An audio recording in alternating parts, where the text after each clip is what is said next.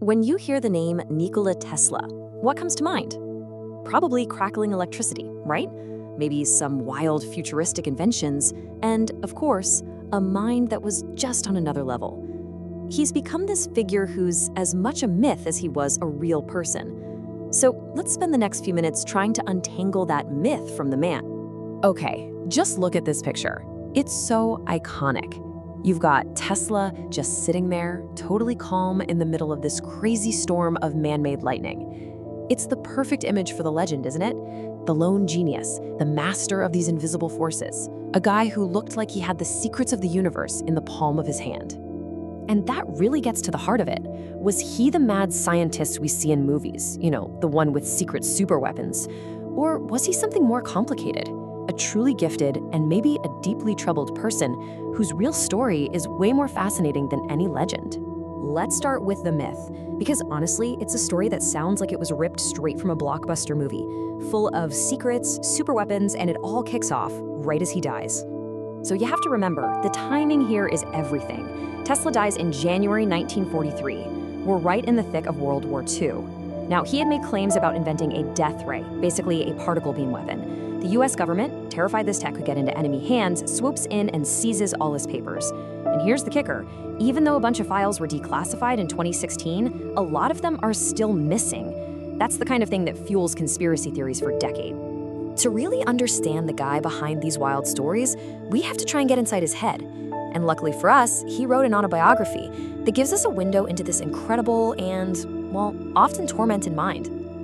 In his own words, Tesla called it a peculiar affliction. Think about this. He would see these vivid, spontaneous images, and they came with flashes of light so bright that they would literally block out the real world in front of him. He was clear they weren't just hallucinations. He said they were hyper-realistic pictures of things he had actually seen before. But here is where the genius part is just undeniable. He took this affliction and turned it into his superpower for invention. Instead of building tons of clunky prototypes, Tesla did it all in his head. He'd get an idea, build the entire thing in his imagination, turn it on, test it for problems, and fix it, all without lifting a single tool. He said that only when it was absolutely perfect in his mind would he actually build it, and he claimed it worked every single time. And to give you a sense of how intense this all was for him, he tells this story about being in Paris. He felt his brain had, quote, caught fire, and that he could see tongues of living flame just filling the air around him. It was so real and so painful that he spent the whole night just putting cold compresses on his head, trying to make it stop. This was his reality. So what do we make of all this today? With everything we now know about psychology and the human brain? Well, we can look at his experiences through a completely different lens. And this is pretty eye-opening. Back in his day, people just chalked it up to eccentricities, the weird quirks of a genius. But today, researchers look at his obsessive cleanliness, his counting rituals, and his intense visualizations, and see the likely symptoms of obsessive-compulsive disorder. His need to be alone was probably made a lot worse by chronic insomnia. It paints a very different picture. So the big takeaway here is that we're not just looking at some quirky inventor. We're looking at a man who was probably genuinely suffering. His incredible mind came with a huge personal cost, and he was living at a time when there just wasn't the help or the understanding for what he was going through. Okay, so take this incredibly unique, brilliant, and often struggling mind, and now let's throw him into one of the biggest, most vicious corporate battles in history. They called it the War of Currents. This wasn't just two companies fighting. This was a battle for the future of electricity. On one side, you had Thomas Edison and his direct current, or DC. It worked, but you couldn't send it very far.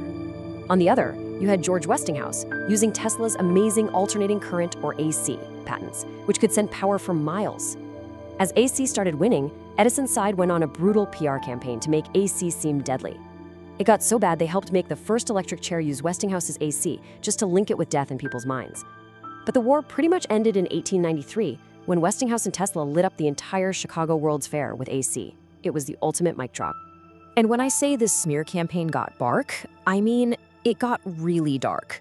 To scare the public, Edison's company worked with an engineer, and they held these public shows where they would electrocute stray dogs and cats with alternating current just to prove how dangerous their competitors' tech was. It's just horrifying to think about. And this quote from George Westinghouse, after that first awful, botched execution in the electric chair, man, it just says it all. They would have done better using an axe. It shows you just how grim this whole war had become. So, let's bring it all back to where we started, the mystery. But this time, we're not just looking at some shadowy legend. We're looking at the brilliant, complicated, and very human man who was at the center of it all.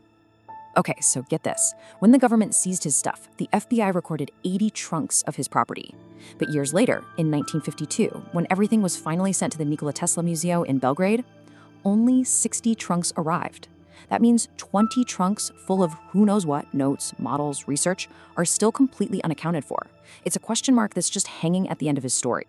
But here's the thing, and this is maybe the most important part. While we all love a good mystery, Tesla's real legacy isn't hidden away in some missing file. It's everywhere. The AC power that lights your room right now, the wireless tech in your phone, remote controls, radio, even the basics of encryption. All of that is built on the world that he imagined. So, who was Nikola Tesla? The mad scientist with a death ray? The tormented genius whose visions were both a gift and a curse? Or was he simply the man whose mind, quite literally, electrified our entire modern world? You know, maybe the real answer is he was all of those things.